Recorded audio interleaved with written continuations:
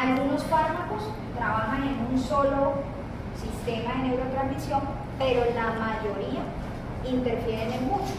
Entonces, van a haber, por ejemplo, medicamentos anticonvulsivantes, que puede que uno de esos medicamentos, ¿se acuerdan que una de las tareas desde que empezó el semestre era que todos los pacientes que vieran en semio le miraran los medicamentos? ¿Quién me puede decir un medicamento que utilice un paciente que puede ser diabético, que sea para otra cosa y que ustedes vieron que el paciente lo tomaba solo para alguna cosa de su diabetes? ¿Quién me nombra un medicamento?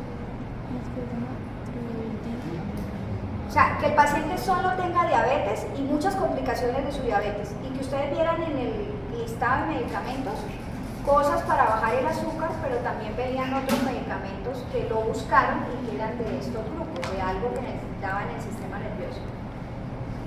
¿Iba a decir algo? Sí. ¿No han visto diabéticos? Pues, Yo he visto a ustedes por allá en las salas y se los aseguro que todos los días veo 1000 diabéticos, pero ustedes no han cogido ni uno. Puede ser. pero no busqué por qué me lo dan. O sea, Solo toman metformina, no toman nada más. a mí me tocó uno que le daban metformina y trimebutina, pero no busqué para que me lo dan la ¿Y qué es trimebutina? Es un analgésico. No tiene nada que ver con esto, pero pues es un medicamento que no sirve para la diabetes. Hay que mirar qué tiene, por qué le dan trimebutina. Y tal vez es una de las complicaciones que ya vimos. Es un anticolinérgico, ¿no? No, ¿No? trimebutina. Un analgésico. Pero ¿El señor tenía diarrea? no. ¿No? Entonces es raro que le den trimebutina. ¿No tenía diarrea crónica? ¿No es un antiespasmódico?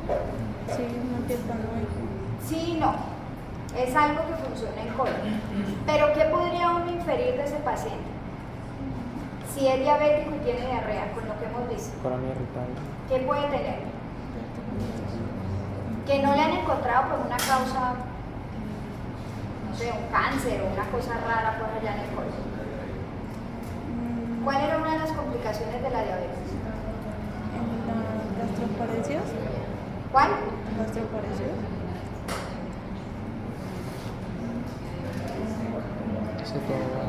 ¿Cuál era? Sí, también. Cetoacidosis. Cetoacidosis, no tendría nada que ver. Y las gastroparesias. Enfermedad renal que de diarrea. O sea, que le dé algo en el colon. La neuropatía autonómica, ¿no? ¿Se acuerdan que se dañaban que se dañaba la parte, bueno, sí, circulatoria y neurológica y que esos pacientes hacían una cantidad de complicaciones asociadas a eso? Entonces, un paciente diabético puede tener una diarrea crónica y se malinterpreta como un colon irritable, porque ese medicamento, por ejemplo, se da en colon irritable porque es un analgésico y con algún efecto espasmódico. Hablo de la trimebutina. Entonces, ahí, si uno es juicioso desde la parte clínica, uno escucha un medicamento que como que no corresponde, entonces uno le devuelve al paciente la pregunta. Ah, venga, cuénteme, entonces usted ¿para qué le mandaron esta droga? No es solo llenar la casilla de medicamentos. Estudien con los medicamentos de los pacientes y va a ser más fácil que se acuerden de fármaco. Probablemente cuando lleguemos a diabetes van a saberse todos los antidiabéticos orales de memoria, porque si ustedes hacen eso, de que vieron en la mañana un paciente con metformina y se leyeron lo básico de metformina, y luego vieron al otro día otro con metformina y leyeron otro pedacito de metformina, cuando lleguemos a la clase de antidiabéticos orales ya me van a recitar la metformina de atrás hacia adelante. Por eso les digo, aprovechen. Entonces, trimebutina, cuando tú lees y dices, esto es para el colon irritable, venga señor, otra vez, revisión por sistemas. Cuéntenme usted cómo es que está el colon, esta pasta, para qué se la mandaron. Esa es la idea, que aprovechen los pacientes, que eso va a ser más fácil lo que ustedes se graben las cosas. ¿Verdad? Pero uno de los medicamentos, por ejemplo, voy a mencionarles y me dicen si alguien está tomando. Amitriptilina. Ninguno de los pacientes que han visto toma amitriptilina para cualquier cosa. ¿Sí? Anticonvulsivante. Para la migraña. Bueno. Entonces uno dice, venga, pero la migraña no era un dolor de cabeza, y entonces ¿por qué tomar amitriptilina? ¿Qué leíste de para qué se da la amitriptilina en migraña? ¿O todavía no lo he leído? Entonces toca leerlo, porque entre esas indicaciones terapéuticas es esto que estamos viendo. Un medicamento que es un antidepresivo, acabamos de decir, es un antidepresivo, ¿qué va a tener que ver con la migraña? Entonces, ¿a qué dosis se le da y cómo se le da? Probablemente va uno a encontrar de que ayuda en ciertas cosas del sistema nervioso central que no necesariamente es la patología principal, a X dosis. Que si yo me paso de dosis, luego puede llegar esa paciente con tal vez una bradicardia y que yo le veo un electro y lo que le di fue una arritmia, que ese es el efecto tóxico o adverso del mismo medicamento, que si uno lo da tal vez en una cantidad menor, sí va a tener un beneficio. Entonces, puede que ustedes vean también al diabético para el dolor en los pies por la neuropatía tomando amitriptilina. Puede que otro lo tome sea para el sueño.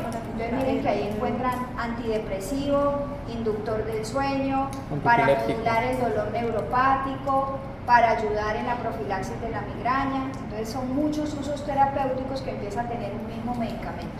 ¿Señor? Antiepiléptico también. No, no es anticonvulsivante. Pero Ese se efecto lo usa. no tiene nada que ver. Habrán otros, pero no como anticonvulsivante. Carbamazepina. ¿Han escuchado algún medicamento que tome carbamazepina? ¿Sí? ¿Qué tenía el paciente? ¿Se vio? ¿No? ¿La doctora? ¿No? ¿Nadie? ¿Ha escuchado? En convulsiones. Y a veces en otros pacientes que no tienen convulsiones, ¿han visto que lo está tomando? Entonces lo mismo, miren que un anticonvulsivante se da en otras dosis, por ejemplo, para el dolor neuropático. Entonces, ¿se acuerdan que veíamos que por ahí dice, en las vías nociceptivas van a encontrar que muchos intervienen en esa vía, aunque su vía principal sea, por ejemplo, frenar, en este caso, las convulsiones? Bueno, entonces, esos son ejemplos de que muchos de esos fármacos neuroactivos, que son inespecíficos, algunas veces pueden y simultáneamente trabajar en un canal o en un receptor o en las proteínas de transporte, y eso va haciendo unos cambios adaptativos en ese grupo de neuronas. Presentan poca relación muchas veces entre su perfil farmacológico y el efecto terapéutico. Entonces, era lo que yo les decía, puede que ustedes vean un paciente con un dolor por una neuralgia tomando un anticonvulsivante, entonces no siempre va a coincidir el perfil inicial con el efecto terapéutico. Y pueden alterar la cantidad o la densidad de receptores, toda la parte de la recaptación, la señalización intracelular, y muchas veces necesitan tiempo para tener efecto. Tal vez un acetaminofén uno sabe que se lo toma ahorita y en media hora tiene que tener un efecto. Un antidepresivo va a tener efecto tal vez a las 3 semanas o al mes, y eso también el paciente lo tiene que entender, porque miren todo lo que hay que modular para poder tener un efecto. Entonces el paciente está re deprimido y se toma la primera sertralina y ya, mañana está feliz. No, eso no va a pasar. La quetiapina, que es un programa para esquizofrénicos, pero también se usa para como antidepresivo, pero también se usa para el sueño. El sueño. Eso depende también, porque son medicamentos que se empiezan a usar sin mucha seguridad, se llamaría eso, no hay seguridad farmacológica, porque se le dan a todo el mundo. Luego usted ve el viejito de 80 años con quetiapina para dormir, la muchacha de 20 años con quetiapina para dormir, la señora menopáusica de 60 años con quetiapina para dormir, y eso no es para todo el mundo. O sea, ahí sí tiene muchos usos, pero toca saber cómo usarlo. Pero sí es verdad, es un antipsicótico y empieza a tener otros usos, pero a veces son poco seguros. Y parte de lo que dice el doctor, o bueno, en general de los medicamentos, es que estos medicamentos puede que yo arranque un antidepresivo o un anticonvulsivante y el paciente vuelve a convulsionar, porque empieza a hacer tolerancia, o sea, el sistema cambia de una manera que ya ese medicamento no es efectivo y me toca probablemente dar otro o modificar o sumarle otro medicamento. Entonces vamos a ver si entienden de lo que estamos hablando. La primera gráfica es lo normal. En una neurona normal hay un neurotransmisor, hay una exocitosis, por decirlo así, del neurotransmisor, y hay una neurona posináptica que tiene X número de receptores. Hay también un sistema de que recapta. Recuerden que el neurotransmisor no se puede quedar ahí toda la vida. O se degrada por alguna enzima o se recapta a la neurona. Eso es lo normal. Hay un proceso que se llama regulación al alza o sensibilización. ¿Qué entienden que pasa ahí en esa segunda gráfica? ¿Qué le pasó al sistema neuronal? ¿Qué medicamento le dieron?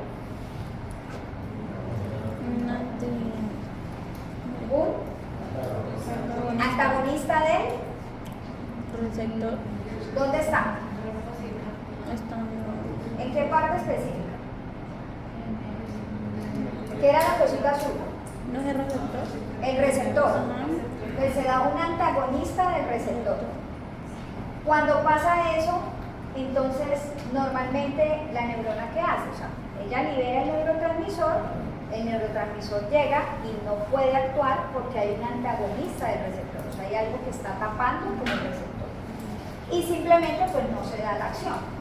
Entonces, el reducir de manera sostenida esa liberación del neurotransmisor por el uso prolongado del antagonista, o sea, hay dos opciones. O la neurona no está produciendo suficiente o estamos dando el antagonista. ¿Qué hizo en esta neurona? O sea, es la misma neurona un tiempo después. ¿Qué le pasó? Creó más receptores. Por eso se llama que es una sensibilización, y la neurona lo que hace es aumentar el número de receptores para que entonces cuando llegue el neurotransmisor poder tener el efecto. ¿Listo? Entonces se llama regulación al alza o sensibilización. O sea, aumentan los receptores. En la de abajo, ¿qué está pasando?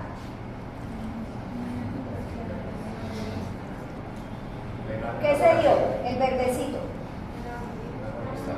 Dimos un agonista ¿de quién? ¿De receptor? Del neurotransmisor. ¿Listo? Dimos un agonista. Entonces, hay más neurotransmisor permanentemente allí como activando, o bloqueo la recaptación para que haya más en el espacio sináptico. ¿Listo? O doy más agonista, o sea, doy más neurotransmisor, o bloqueo la recaptación. De alguna manera, de las dos formas va a haber mucho neurotransmisor. Entonces, ¿qué hace la neurona después de un tiempo? ¿Qué pasó acá? Reduce el número de receptores. Eso se llama regulación a la baja y es desensibilización. ¿Listo? Entonces, estos cambios que se dan en todo el sistema neurológico va a depender de dónde se libera el neurotransmisor. Puede que yo quisiera que solo esto pasara en los ganglios de la base, pero no va a pasar solo ahí. Probablemente pasen todas las neuronas que trabajen con dopamina. Por eso los efectos adversos se van a ver a veces a largo plazo con este tipo de medicamentos, porque me afectan una vía o la otra. Entonces, ¿cuáles trastornos del sistema nervioso central y qué efecto van a tener como los fármacos? Vamos a tener, de manera general, eso lo van a ver mucho más específico cuando estén en psiquiatría y se van a ver pues el DSM y van a ver los criterios y van a aprenderse pues de memoria mil cosas. Acá de manera general tenemos como unos grupos de trastornos donde el procesamiento emocional o sensorial está alterado. ¿Qué significa eso? Como yo manejo las emociones, no es la respuesta normal. Por ejemplo, la ansiedad, los trastornos afectivos, y ya de cómo yo percibo el ambiente sería la esquizofrenia, que ese sería lo que la gente dice como la locura. O sea, el loco es el que está esquizofrénico, o sea, el que está desconectado, por allá que dice que los extraterrestres se lo llevaron, el que, mejor dicho, ve a alguien, ve a Jesús que le ordena que vaya y mate a la mamá. O sea, el que está completamente desconectado de la realidad, ese es el esquizofrénico. ¿Qué medicamentos son de esos grupos? Los ansiolíticos, los antidepresivos, los antipsicóticos y como, bueno, algunos estimulantes del sistema trastornos depresivos muy importantes, donde el paciente es negativista, no quiere comer, no se quiere vestir, no se quiere bañar, no quiere nada, o algunos fármacos opioides que pueden tener algunos efectos. De esto pueden haber 1000 mezclas. Entonces ustedes van a ver que el paciente no solamente es depresivo, sino que hizo un brote psicótico. Entonces es un trastorno depresivo mayor con síntomas psicóticos. Entonces está tan deprimido que ya empezó a ver cosas y a escuchar voces y a decir que, no sé, el diablo le está diciendo que se tiene que matar. O sea, cosas así donde ya son fuera de la realidad. O van a ver al que es esquizoafectivo, o sea, que sí es esquizofrénico, pero le empiezan a dar unos trastornos pues, de alteración del estado emocional. Y así van a ver o el trastorno de ansiedad y depresión. O sea, hay muchas combinaciones de todos esos trastornos que van a ver que van a necesitar diferentes como mezclas de medicamentos. Los trastornos en los que existe ya ese procesamiento sensorial no tan alterado va a ser, por ejemplo, los trastornos del sueño, la parte del dolor crónico y muchos de los medicamentos que están ahí abajo, como los hipnóticos, los antidepresivos, algunos anestésicos y opioides, van a tratar de modular ese procesamiento alterado. Hay otros trastornos en donde la parte motora, la de la coordinación, es defectuosa. Ya hablábamos, por ejemplo, en la enfermedad de Parkinson, de Huntington, pero en muchas enfermedades neurológicas degenerativas o desminimizantes que van a necesitar el manejo con alguno de esos medicamentos. Entonces ahí podemos encontrar antiparkinsonianos, estimulantes del sistema nervioso central, relajantes musculares, antiespásticos, hipnóticos, sedantes. Hay algunos trastornos ya en el proceso cognitivo, no solamente la esquizofrenia, sino el delirio, que también hay pacientes hospitalizados que tienen delirio o alteración de la parte confusional.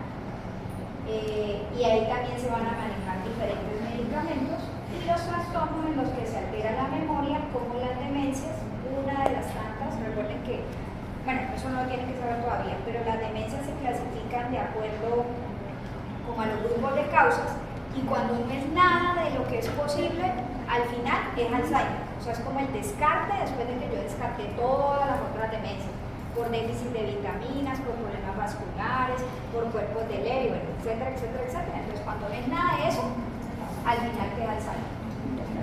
En estos fármacos vamos a ver, como veíamos que la acetilcolina tiene que ver mucho con este tipo de patologías, vamos a encontrar inhibidores de la colinesterasa, depresores del sistema nervioso central, dependiendo del paciente. Bueno, eso es bueno. Listo, entonces vamos a ver que ya los que llegaron.